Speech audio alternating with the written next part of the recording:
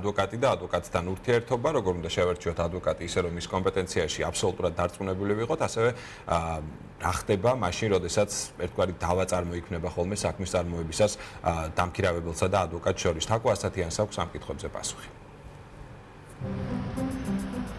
იშვიათად თუ შეგხვდება ისეთი ადვოკატი, რომელიც სამართლის ყველა დარგში თანაბარი კომპეტენციით სარგებლობს. სწორედ ამიტომ ადვოკატის შერჩევა დამოკიდებულია იმაზე, თუ რა სფეროში გვჭირდება იურიდიული კონსულტაცია. შესაბამისად, პირველ რიგში უნდა განისაზღვროს, რა ტიპის სამართლებრივ დახმარებას ვსაჭიროებთ და მივაკითხოთ კონკრეტულად ამ სფეროს სპეციალისტს. ძიებისას შეგვიძლია ვენდოთ მეგობრის რჩევას, საადვოკატო ბიუროებს, უბრალოდ ინფორმაციას წარმატებული საქმეების შესახებ, თუმცა მთავარი მაინც პირველი შეხვედრის დროს მოპოვებული ნდობა და მის პროფესიონალიზმში დარწმუნება. უმთავრესად მაინც ადვოკატსა და კლიენტს შორის ყალიბდება ურთიერთობა მაშინ, როდესაც ხდება მათი პირველი შეხვედრა. ანუ თქვენ როდესაც ხვდებით ადვოკატს, როდესაც ესაუბრებით მას, რაღაც გარკვეული შთაბეჭდილება გიყალიბდებათ მასზე, ხო? როგორც ესეთი. დანარჩენი უკვე საქმეში ჩანს. თუმცა ეხლა რეცეპტი რომ არსებობდეს იმისა, რომ აი ესა თუ ის ადვოკატი ნამდვილად ძალიან კომპეტენტურია და სწორედ გადაწყვეტს ჩემს სამართლებრივ თქვა როგორც ესეთი პრობლემას, ესეთი რეცეპტი სამწუხაროდ არ არსებობს. ეთიკის კოდექსი ადგენს, რომ ადვოკატმა ჰონორართან დაკავშირებით კლიენტის ინფორმირება უნდა მოახდინოს ურთიერთობის დასაწყისშივე, თუმცა ანაზღაურების ოდენობას განსაზღვრავს თავად ადვოკატი.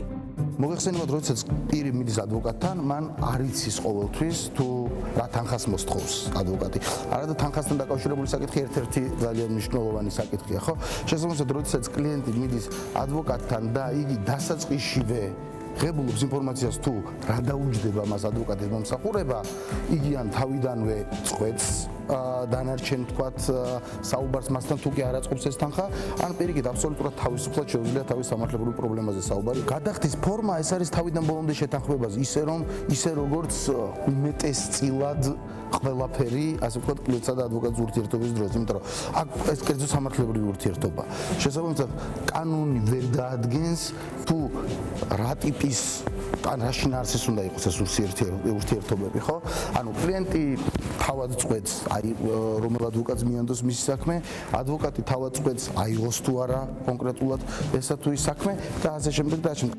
თუ თქვენს მიერ შერჩეული ადვოკატის საქმიანობით რაიმე მიზეზით უკმაყოფილო ხართ ან ფიქრობთ, რომ ის გულითადად არ ეკიდება დაკისრებულ მოვალეობას, გახსოვდეთ, რომ ნებისმიერ დროს გაქვთ უფლება უარი თქვათ თქვენს მიერ დაქირავებულ იურისტზე და შეცვალოთ ის.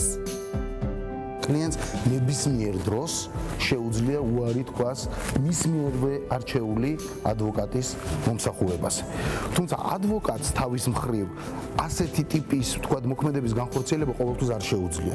იმიტომ რომ კანონი ადგენს ისეთი ტიპის შემთხვევებს, როდესაც ადვოკატს არ შეუძლია უარი თქვას წარმომადგენლობითი ფუნქციის განხორციელებაზე, მაშინ როდესაც მას ვალდებულება ნაკისრებს. მაგალითად, ეს არის ესეთი შემთხვევა, როდესაც ადვოკატის უარმა კლიენტის წარმომადგენლობაზე კლიენტი შეიძლება დატოვოს დაცვის გარეშე, როგორც ეს ადვოკატი ჯერ უნდა დარწმუნდეს, რომ კლიენტს გააჩნია აბსოლუტურად ყველა პირობა იმისათვის, რომ დაიცვას საკუთარი უფლებები სასამართლოში, იქნება თუ სხვა ტიპის სამართლებრივ ურთიერთობებში და მხოლოდ ამის შემდეგ შეუძლია თქვას წარმომადგენლობაზე უარი.